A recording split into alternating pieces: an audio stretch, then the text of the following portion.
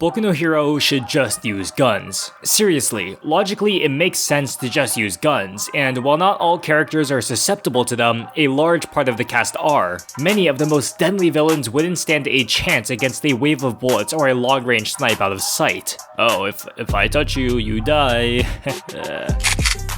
Shit. And if the villains had them too, then a large part of the main cast shouldn't even be heroes. And yes, I am aware of Japan's gun laws, which I will go over later in this video. However, guns are still seen in the show, so why don't they use them more? And to put it simply, it makes the show boring. If guns were accessible and acted as effectively as they did in the real world, then there wouldn't be a show. The concept of heroes and villains wouldn't even exist. It's why in military movies, the military are presented as being extremely powerful, while in superhero movies, the military is weak in comparison, as to shine more light onto the main focus, the heroes. Same thing applies to Boku no Hero. If the heroes had them, then like I said, most of the main threats of the show could be taken out by guns. Stain wouldn't have a chance against a swarm of heavily armed police, let alone with fully automatic weapons. Shigaraki and his goons would lose to a similar swarm, and while Overhaul's group might bring more trouble, a large swarm with trained professionals armed with military-type weapons would take them out,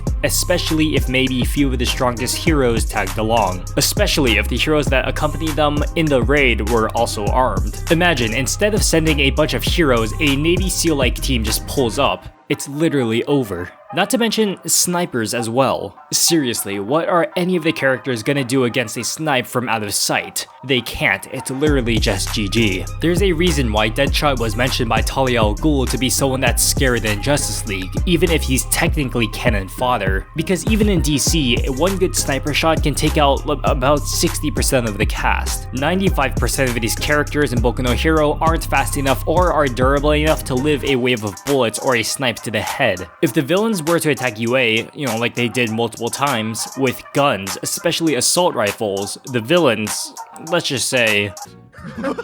The solution? A gun. No!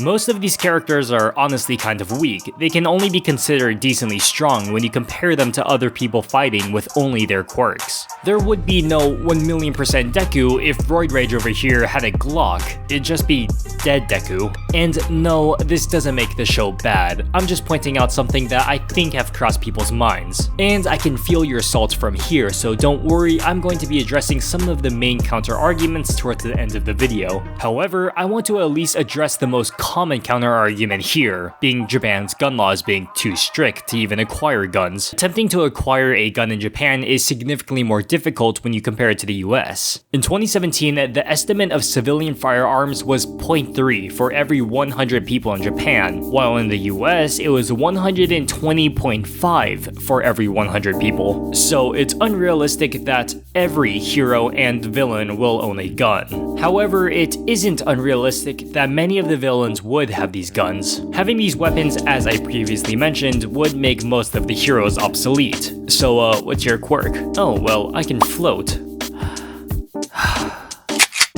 I see no reason why these murderous villains would shy away from illegally owning guns to commit these crimes. Overhaul and his men can be considered the anime equivalent to the real-life Yakuza, who use guns. Anything from handguns to fully automatic weapons have been used, as seen in relatively recent Japanese news reports surrounding gang violence. Now, in terms of the good guys having them, the police are equipped with handguns as seen in the show. However, knowing the threats that Japan deals with because of these villains, it isn't out of the question to equip the police with more powerful weapons. I mean, yeah, I understand that Japan in the real world doesn't have a need for such firepower, but in a world like Boku no Heroes, I think that's relatively reasonable, which is why I think that I have a solution for adding guns in their world. And surprisingly enough, I agree with Stain. Let me explain. There are way too many fodder heroes who call themselves heroes. There's a huge power gap from I can make a rock float in the air to I can punch down a building. So knowing which heroes are qualified to give guns to would just be a real mess. The concept of heroes should no longer exist. Instead, I think that the more reasonable option is to bulk up the Japanese military and police force. Arm the local police better so that they can deal with threats without the need of heroes. And for more serious threats, send a SWAT or a Navy SEAL-like specialist team of well-trained and efficient soldiers, armed with all the needed weaponry to take down the enemy.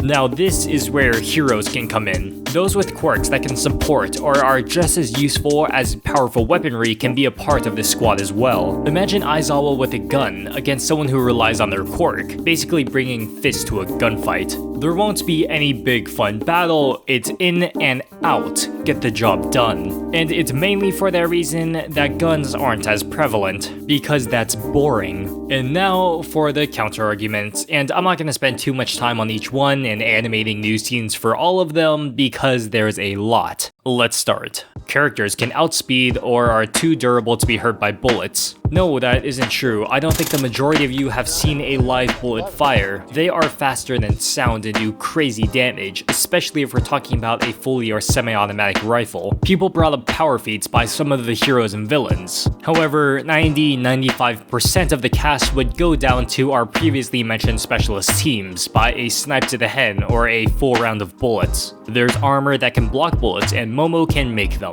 Unless you're Tony Stark, I don't know what type of armor is going to survive a wave of bullets that is also able to move swiftly in you could use your quirk with. This clip.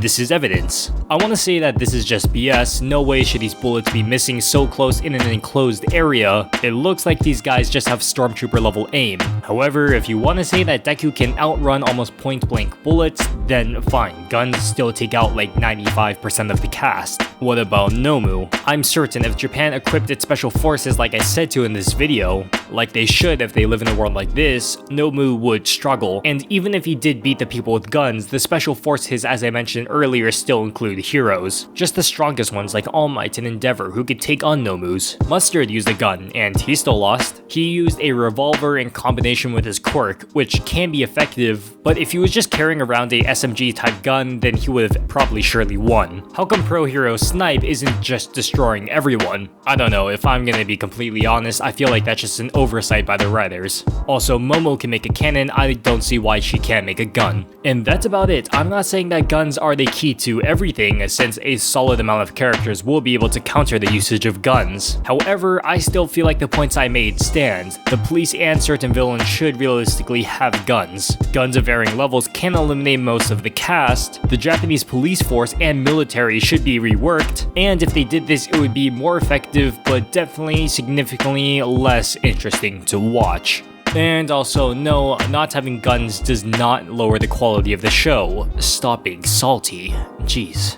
Like, that's it. If you really want to pull anything away from this video, it's that sometimes you just have to ignore stuff to enjoy the show. Personally, I'd rather guns never be introduced to the show as heavily as I said in this video because it would make it boring. Anyways, thank you guys so much for watching, and thanks as always for sticking all the way until the end. Hopefully you guys enjoyed this one, a like and sub would be appreciated, but you know, it's up to you. Anyways, see you guys next week. Bye.